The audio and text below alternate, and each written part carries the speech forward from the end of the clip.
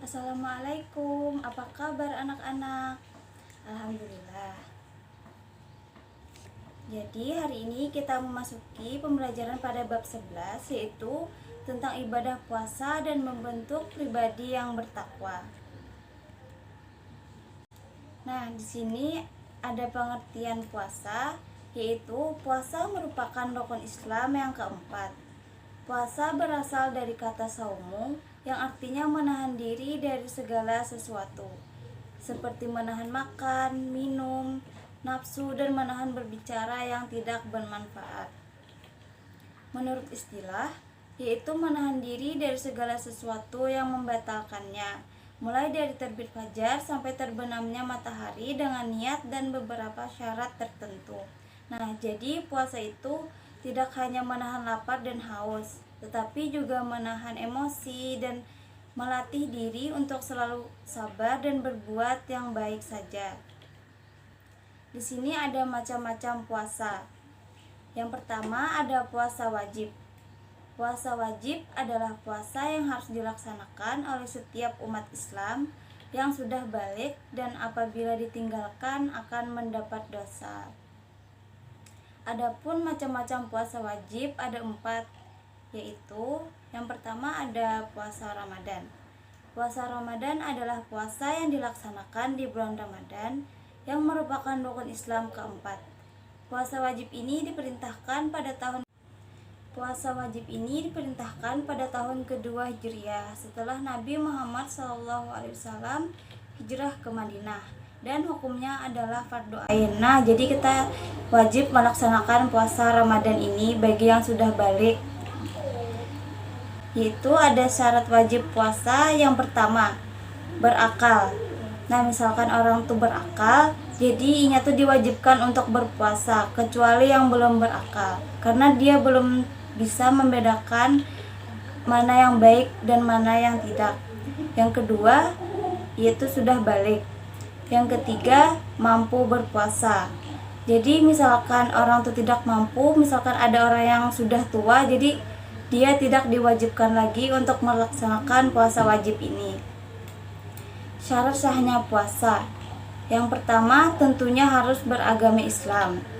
Yang kedua, mumayyiz, sudah dapat membedakan mana yang baik dan mana yang tidak baik. Yang ketiga, suci dari darah haid dan nifas. Yang keempat, dalam waktu yang diperbolehkan untuk berpuasa. Nah, jadi puasa ini juga tidak sembarangan untuk melakukannya. Ada waktu yang diperbolehkan dan ada waktu yang tidak diperbolehkan untuk berpuasa. Yang kedua ada puasa nazar. Puasa nazar adalah puasa yang dilakukan karena mempunyai nazar atau janji kebaikan yang pernah kita ucapkan. Puasa ini wajib dilaksanakan ketika keinginannya atau cita-citanya terpenuhi. Misalkan kita bernazar kalau lulus kuliah dengan nilai yang baik, dia akan berpuasa. Nah, ketika nazar itu terpenuhi, maka dia diwajibkan untuk berpuasa. Dan nazar ini pun juga hanya yang baik-baik saja.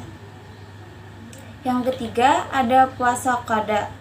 Puasa qada adalah puasa yang kita niatkan untuk mengganti kewajiban sesudah lewat waktunya. Sebagai contoh, orang yang meninggalkan puasa karena sedang haid berkewajiban mengganti puasa tersebut di bulan yang lainnya, misalkan sakit dan lainnya. Jadi kita tuh wajib mengqada puasa setelah lewat waktunya. Yang keempat, ada puasa kifarat. Puasa kifarat adalah puasa yang diwajibkan karena melanggar suatu aturan yang telah ditentukan. Puasa kifarat wajib dilaksanakan apabila terjadi hal-hal seperti berikut ini. Yang pertama, tidak mampu memenuhi nazar.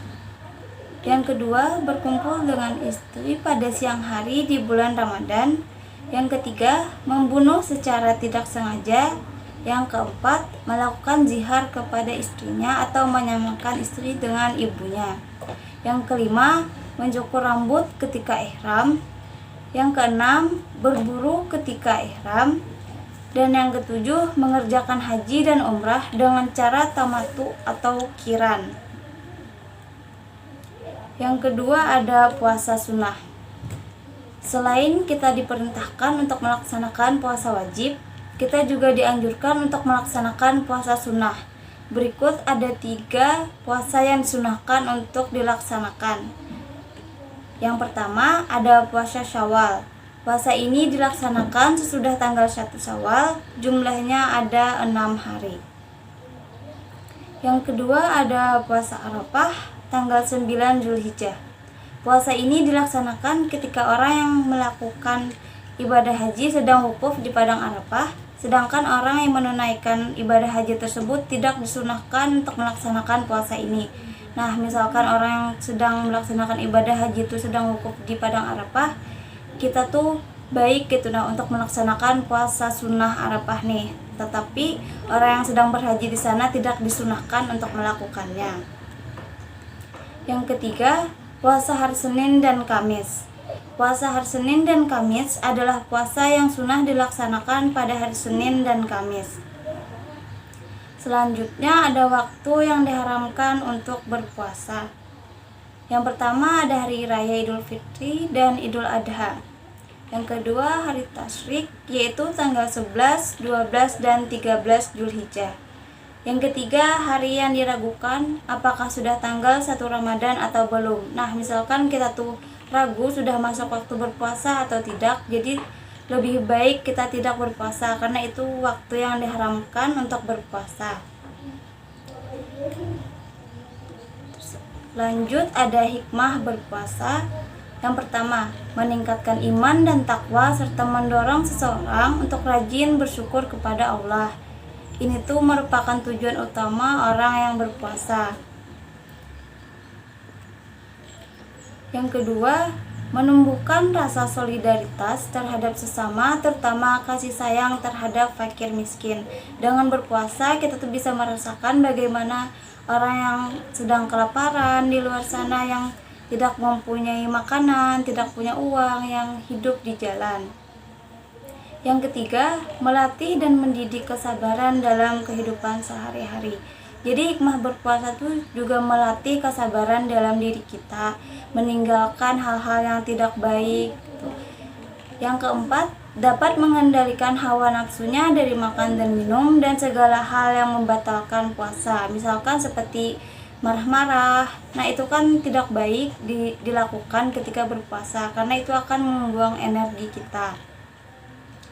Yang kelima, mendidik diri sendiri untuk bersifat sidik, karena dengan berpuasa dapat menjaga diri dari sifat pendusta. Yang terakhir, dengan berpuasa kita juga memberikan waktu istirahat bagi organ-organ yang ada dalam tubuh kita. Jadi, dengan puasa juga bermanfaat untuk kesehatan diri kita. Nah, sampai sini apakah ada yang ingin ditanyakan? Baiklah, kalau tidak ada, Ibu cukupkan. Semoga bermanfaat pembelajaran kita hari ini dan bisa diamalkan. Sebaiknya sebelum menutup kita membacakan hamdalah. Alhamdulillahirrabbilalamin. Ibu akhiri, Assalamualaikum warahmatullahi wabarakatuh.